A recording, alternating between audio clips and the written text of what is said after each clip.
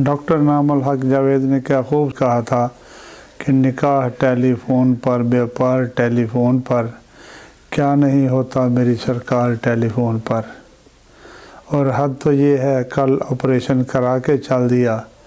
Doctor صاحب سے ایک بیمار ٹیلی فون پر۔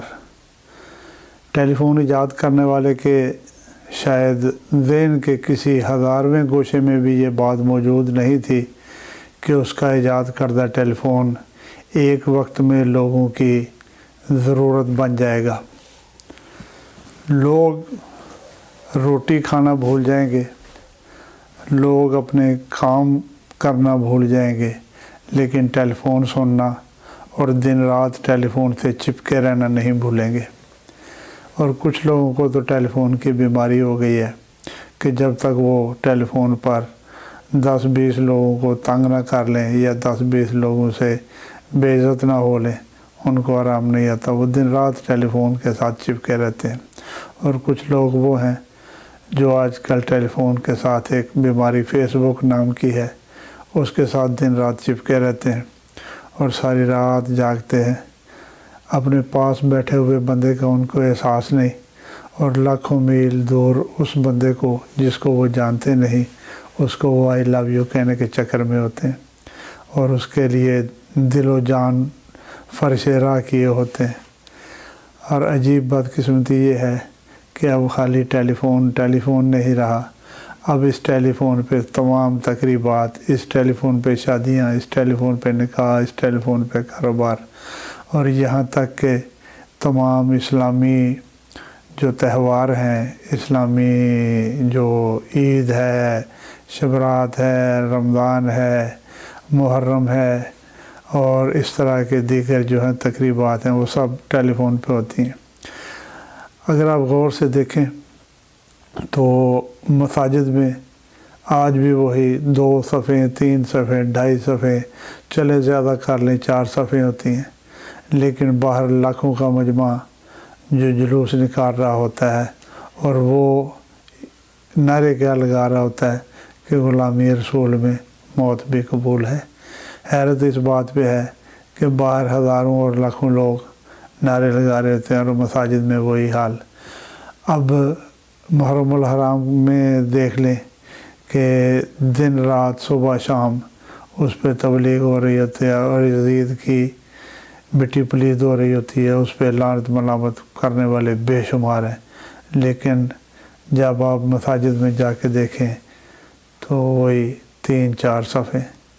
اس کے علاوہ ربیع الاول دیکھ لیں، اس کا بھی یہی حال ہے، لوگ لائٹنگ سارا رات کرتے ہیں، قوالیاں سنتے ہیں، نعتیں سنتے ہیں،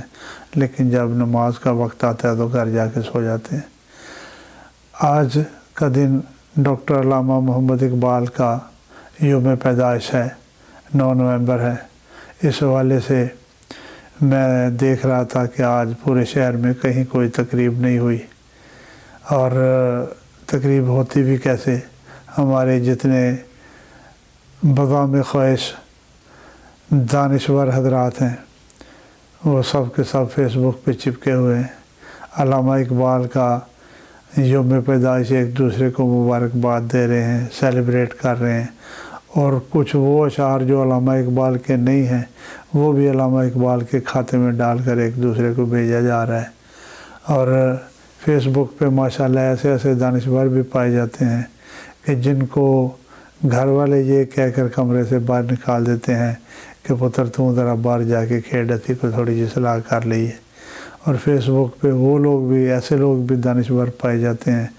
جن کو اردو میں دانشور لکھنا بھی شاید نہ آتا ہو، وہ دانشور لکھ دیتے ہیں، اور وہ بدقسمتی ان کی جو ان کی باتوں پہ یقین بھی کر لیتے ہیں اور اس کو فارورڈ بھی کرتے ہیں، اس کو لائک بھی کرتے ہیں، اس کو شیئر بھی کرتے ہیں اور اس پہ واہ واہ بھی کرتے ہیں۔ آج سارا دن اقبال چلتا رہا اور پورے شہر میں کوئی تقریب نہیں ہوئی۔ سید ضمیر جعفری نے کیا خوب کہا تھا کہ ہر پر و بال بیچ ڈالا ہے، ٹال کا ٹال بیچ ڈالا ہے، تم کس خودے کی بات کرتے ہو، ہم نے اقبال بیچ ڈالا ہے۔ اور اس ضمن میں ایک اور چیز بھی جو سیاستدان حضرات ہیں उन सियासतदानों से बसात माजरत किसी ने बड़ा खूबसूरत एक ख़ता लिखा था कि कल एक सियासतदान से मैंने किया सवाल कि आप फरमाते हैं क्या इकबाल के अहवाल में, बोले अल्लामा से बस इतनी अकीदत है मुझे, मैंने बनवा ली है कोठी गुलशन इकबाल में। और हालत ये हो गई है हमारी कि हम अल्लामा इकबाल के नाम पे छुट्टी तो करते हैं लेकिन कोई तकरीब नहीं करते। और ये छुट्टी का भी अजीब फ़लसफ़ा है,